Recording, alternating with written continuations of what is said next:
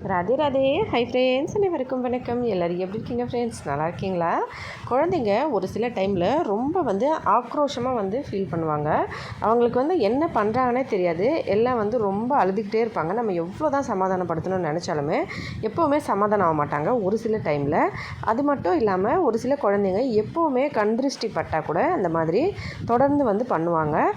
ஒரு சில டைமில் நம்ம அவங்கள அடக்கணும்னு நினச்சி ஏதாவது ஃபுட்டு அவங்களுக்கு பிடிச்ச மாதிரி சாக்லேட்டோ ஐஸ்கிரீம் இந்த மாதிரி வாங்கி கொடுத்து அவங்கள கொஞ்சம் கட்டுப்பாடுக்கு கொண்டு வருவோம். ஆனால் எப்போவுமே அதே மாதிரி பண்ணாங்களோ அது ஒரு பழக்கமாகவே ஆகிடும். இப்போ நம்ம குழந்தைங்க தெரிஞ்சுப்பாங்க, நம்ம அழுது அடம்பிடிச்சோம்னா நமக்கு ஐஸ்கிரீம் சாக்லேட் கிடச்சிரும் அப்படின்னு சொல்லிட்டு. அதனால் மோஸ்ட்லி நம்ம அவாய்ட் பண்ணணுங்க. அதெல்லாம் குழந்தைங்க அடம்பிடிக்காமல் அவங்க சமத்தாக இருக்கணும். அவங்க மனசு எப்போவுமே சாஃப்டாக இருக்கணும். ரொம்ப அக்ரெசிவாக இருக்கக்கூடாது. குழந்தைங்க எப்போவுமே அடம்பிடிக்கிறது, அப்புறம் சிடுன்னு பண்ணுறது, இந்த மாதிரிலாம் குழந்தைங்க இருக்கக்கூடாது அப்படின்னு நினச்சிங்கன்னா கண்டிப்பாக இந்த ஈஸியான ஒரு டிப்ஸை பாருங்கள். உங்களுக்கு கண்டிப்பாக இது ஒரு யூஸ்ஃபுல்லான ஒரு ரெமெடியாக இருக்கும். இப்போ இதை செய்கிறதுக்கு நமக்கு என்ன வேணும்னு பார்த்திங்கன்னா, இதை பார்த்தாலே உங்களுக்கு தெரிஞ்சிருக்கும் இது என்னன்னு சொல்லி. தொட்டாச்சினிங்கி தாங்க. இது நிறைய பேருக்கு ரொம்ப ஈஸியாக கண்டுபிடிச்சிருவோம். ஏன்னா நம்ம கையை வச்சோடனே அது அப்படியே சினுங்கிக்கும், அப்படியே வெக்கப்பட்டு மூடுற மாதிரி இருக்கும். அது பேர் தொட்டாச்சினிங்கின்னு சொல்லுவோம். நிறைய பேருக்கு தெரிஞ்சிருக்கும். தெரியாதவங்க பார்த்துக்கோங்க. இப்படி தான் இருக்கும் இந்த செடி. இதை நீங்கள் தொட்ட உடனே அது அப்படியே வெக்கப்பட்டு மூடுற மாதிரி அப்படியே மூடிக்கும், முகத்தை மூடுற மாதிரி. அப்படியே ரொம்ப ஒரு மெல்லிசான இலை மாதிரி மாறிடும். அப்படியே படர்ந்து இருக்கும். நம்ம கை வச்ச உடனே அது அப்படியே குறுகி சின்னதாக மூடிக்கிட்டு சின்னதாக ஆகிடும். அதுதான் தொட்டாச்சினிங்கி. இது நம்ம ஒரு செடி பிடுங்கி எடுத்துக்கணுங்க.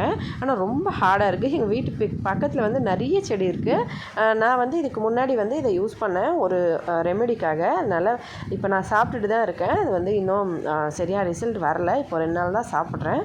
அது ரிசல்ட் கிடச்சிதுன்னா நம்ம அதுக்கப்புறமா அந்த வீடியோ பார்க்கலாம். அது என்னன்னு சொல்லி தெரிஞ்சுக்கணுன்னா கமெண்ட்ஸில் சொல்லுங்கள்.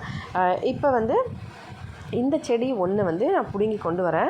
ரொம்ப ஹார்டாக இருக்குது. அதுவும் இல்லாமல் அதில் குட்டி குட்டியாக முள்ளெல்லாம் இருக்குது. கையில் குத்துற மாதிரி இருக்குது. அதனால் நான் இப்போ ரொம்ப கஷ்டப்பட்டு இதை ஒரு செடியை பிடுங்குறேன். அதனால் குட்டி செடியாக இருந்தாலும் பரவாயில்ல. ஆனால் இது எல்லாமே பெருசாக இருக்குது. இப்போ ரீசெண்டாக மழை நிறைய வந்துட்டு இருந்தது ஒடிஷாவில். அதனால் ஃபுல்லாக மழையில் நல்லா பெருசாக வளர்ந்துருக்கு. இந்த மாதிரி ஒரு செடி கொண்டு வந்தேங்க. ஆனால் இது வேஸ்ட்டு. இது யூஸ் பண்ண முடியாது. பாருங்கள், செடியோட அந்த கீழ் பகுதி அதாவது வேர் பகுதி தான் நமக்கு வேணும். இதில் வேரே இல்லை. ஜஸ்ட் அந்த வேரோட அந்த ஆரம்ப ஸ்டார்ட்டில் கொஞ்சமாக ரொம்ப மெல்லிஸாக இருக்குது. இது யூஸ் பண்ணக்கூடாது. நான் மறுபடியும் போய் இன்னொன்று பிடுங்கி கொண்டு வரேன். இது பார்த்திங்கன்னா தெரியும், வேருக்கு கீழே அந்த வெள்ளை கலர் பகுதி இருக்குது இல்லைங்களா, அதை தான் நம்ம யூஸ் பண்ணணும். இப்படி நீளமாக இருக்கும். இது வேருக்கு அந்த இதுவும் வேர் தான். ஆனால் இது ரொம்ப மெல்லிஸாக இருக்குல்ல, இதை யூஸ் பண்ணக்கூடாது. நான் எதுன்னு சொல்லிட்டு காட்டுறேன். இப்போ இன்னொரு தடவை இந்த பக்கம் நிறைய செடி இருக்குது. ஆனால் நான் அந்த பக்கம்லாம் கிராஸ் பண்ணி போகிறதில்ல. வீட்டுக்குள்ளேயே தான் இருப்பேன். வெளியில் போக மாட்டேன்.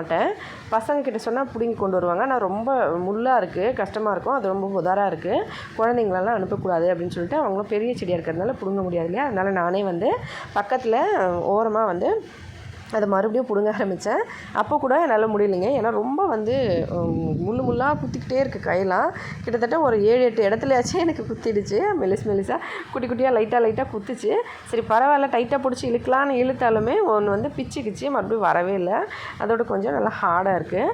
அதனால நான் மறுபடியும் என்ன பண்ணேன்னா, ஒரு டவல் ஒன்று எடுத்து அந்த டவலை 4ஆக மடித்து, யூஸ் பண்ணாத ஒரு டவலு 4ஆக மடிச்சுட்டு அதில் அந்த செடி மேலே போட்டுட்டு அதுக்கப்புறம் அப்படியே டைட்டாக பிடிச்சி இழுத்து விட்டேன். அப்படி இழுத்து கொண்டு வந்த ஒரு செடி தான் இது. பாருங்கள், இப்படி இருக்கணும். அந்த செடியோட நம்ம வேரோட பிடுங்கி கொண்டு வரணும், அவ்வளோதான். மற்றபடி அது சின்ன செடியாக இருந்தாலும் பரவாயில்ல, பெருசாக இருந்தாலும் பரவாயில்ல. பாருங்கள், முள் எவ்வளோ கூசியாக இருக்குது. பார்க்குறதுக்கே அப்படியே கை நமக்கு தெரியாத மாதிரியே இருக்கும் முள். அதனால் நீங்கள் அதை பிடுங்கும்போது கேர்ஃபுல்லாக பிடுங்குங்க. ஒரு துணியை வச்சு டைட்டாக பிடிச்சி அழுத்தி அதுக்கப்புறமா இழுங்க.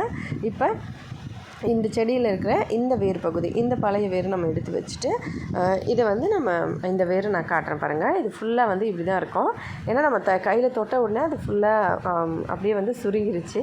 இப்போ அந்த கீழ்ப்பகுதி நமக்கு அந்த வேர் கொஞ்சமாக வேணும். பாருங்கள், இதில் இந்த வேர் தெரியுது, வெள்ளை கலரில் வேர். நம்ம செடிக்கு கீழே இருந்து நம்ம பிடுங்கி எடுத்த அந்த வேர். இதை ஒரு சின்ன துண்டு கட் பண்ணிக்கலாம். நம்ம இப்போ பார்த்தது, இதுக்கு முன்னாடி பார்த்தது இந்த மாதிரி இல்லை. ரொம்ப குச்சியாக ரொம்ப மெலிசாக ஒரு பஞ்சு மாதிரி இருந்ததுனால அதை யூஸ் பண்ணலை. இந்த வேர்லேருந்து கொஞ்சமாக இந்த அளவுக்கு கட் பண்ணிக்கலாம். இப்போ இந்த செடியை வந்து நம்ம வச்சிடலாம். நான் வந்து அந்த செடியை இன்னொரு ரெமெடிக்கு யூஸ் பண்ணுறேன்னு சொன்னேன் இல்லைங்களா, அதுக்காக அதை வச்சுருக்கேன். ஃபஸ்ட்டு வந்து இதே மாதிரி ஒன்று ரெடி பண்ணும்போது நிறைய செடி வந்து பிடுங்கி கொண்டு வந்து அந்த மாதிரி காய வச்சு செஞ்சுருந்தேன். ஆனால் அப்போ வந்து இங்கே செடி வரலை. வேறு இடத்துலேருந்து பசங்கக்கிட்ட சொல்லிவிட்டு நான் கொண்டு வர சொல்லியிருந்தேன். ரோட் சைடில் ரொம்ப ரொம்ப புதார் இல்லாத இடமா பார்த்து பக்கத்தில் இருந்தது 4-5 செடி. அதை வந்து கொண்டு வந்து நான் ட்ரை பண்ணியிருந்தேன். அது நல்ல ரிசல்ட் கொடுத்தது. மறுபடியும் வந்து இப்போ இதை நம்ம எப்படி பண்ணுறதுன்னு பார்க்கலாங்க. செடியிலேருந்து பிடுங்கி எடுத்த நம்ம அந்த வேர் பகுதியிலேருந்து சின்னதாக ஒரு பீஸ் கட் பண்ணி அதை நல்லா இந்த மாதிரி சுத்தம் பண்ணிக்கணும். ஏன்னா குச்சி குச்சியாக அதில் இல்லாமல் நல்லா வந்து கையாலேயே இப்படி க்ளீன் பண்ணிக்கணும். நான் சிசர் வச்சு லைட்டாக அதை வந்து அப்படியே கொஞ்சம் தேய்ச்சி விட்டேன், அந்த மேலே இருக்கிறதெல்லாம் க்ளீன் ஆகட்டும்னு சொல்லிட்டு.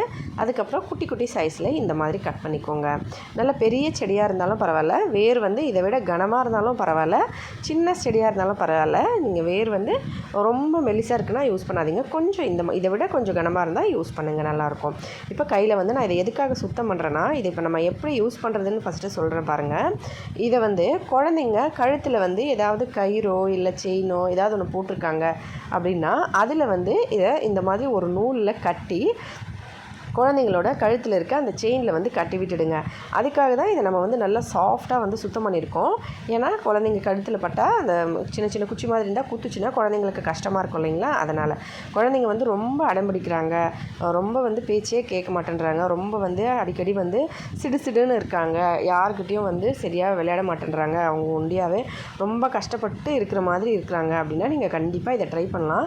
அவங்க மைண்ட் வந்து ஃபுல்லாக சாஃப்டாகி அவங்க நல்ல சாஃப்டான ஒரு பசங்களாக இருப்பாங்க. சொன்ன பேச்செல்லாம் கேட்டுட்டு சமத்தாக இருப்பாங்க. எந்த வந்து ரொம்ப வந்து அடம்பிடிக்கிறது, ரொம்ப வந்து சிடுன்னு இருக்கிறது எல்லாம் பண்ண மாட்டாங்க. இந்த மாதிரி ஒரு நூல் எடுத்து இது வந்து இப்போ நான் வந்து அதை எப்படி கழுத்தில் கட்டணும்னு சொல்லி காமிக்கிறேன். இப்போ நம்ம கழுத்தில் அவங்க கயிறு போட்டிருக்காங்கன்னா அதில் வந்து இந்த நூலை கொஞ்சம் நீளமாக வச்சுக்கோங்க. அதை வந்து கழுத்தில் கட்டி விட்டுருங்க. அது வந்து நடுவில் இருக்கணும்னு கிடையாதுங்க, சைட்லேயே கூட இந்த பக்கம் போயிட்டு வந்துட்டு இருந்தால் பரவாயில்ல.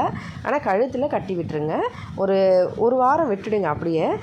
அதுக்கப்புறம் மறுபடியும் இன்னொரு செடி வந்து பிடுங்கி கொண்டு வந்து அதே மாதிரி நீங்கள் செய்யலாம். ஒரு வாரத்தில் உங்களுக்கு நல்ல சேஞ்சஸ் தெரிஞ்சுது, பரவாயில்ல இது நமக்கு ரிசல்ட் கொடுக்கும் அப்படின்னு உங்களுக்கு நம்பிக்கை இருந்தால் மறுபடியும் வந்து இன்னொரு வாரத்துக்கு கொண்டு வந்து கட்டி விடுங்க. எதுவுமே வந்து நம்ம வந்து நம்பிக்கை வச்சாதான், நம்பிக்கை வைக்கலைன்னா நமக்கு அது ஒரு இதுவாகவே தெரியாது. இல்லை நீங்கள் வந்து உங்களுக்கு நம்பிக்கை இருக்குது, கண்டிப்பாக வந்து இதனால் அவங்க அந்த அடம் பிடிக்கிறத நிறுத்திடுவாங்க அப்படின்னு நினச்சிங்கன்னா கண்டிப்பாக ட்ரை பண்ணலாம். ஒடிஷாவில் வந்து எங்கள் கிராமத்தில் நிறைய பேருக்கு வந்து குழந்தைங்களுக்கு இந்த மாதிரி போட்டிருக்காங்க, நானே பார்த்துருக்கேன். இப்போ இதை வந்து இந்த மாதிரி கட்டிட்டு இது வந்து அப்படியே மூவ் ஆகிற மாதிரி இருந்தால் கூட பரவாயில்ல. இப்போ கழுத்தில் இருக்க கயிறில் வந்து இது இந்த மாதிரி அப்படியே வந்து போயிட்டு வந்துட்டு இருக்க மாதிரி இருந்தால் கூட ஓகே. நடுவில் வந்து இருந்தாலும் பரவாயில்ல, சைடில் எங்கேயாச்சும் ஒரு இடத்துல, ஆனால் அவங்க கழுத்தில் இருக்கணும் பாருங்கள் இந்த மாதிரி. அவ்வளோதான் ஃப்ரெண்ட்ஸ், இதை கட்டி விட்டுடுங்க. ரொம்ப நல்ல வேலை செய்யும். ட்ரை பண்ணி பார்த்துட்டு கமெண்ட்ஸில் எப்படி இருந்ததுன்னு சொல்லுங்கள். வீடியோ பிடிச்சிருந்தால் லைக் பண்ணி ஷேர் பண்ணி சப்ஸ்கிரைப் பண்ணுங்கள். ஹெல்தியாக சாப்பிட்டு சந்தோஷமாக சேஃபாக பத்திரமா இருங்க. இதே மாதிரி இன்னொரு வீடியோவில் பார்க்கலாம். நன்றி, வணக்கம்.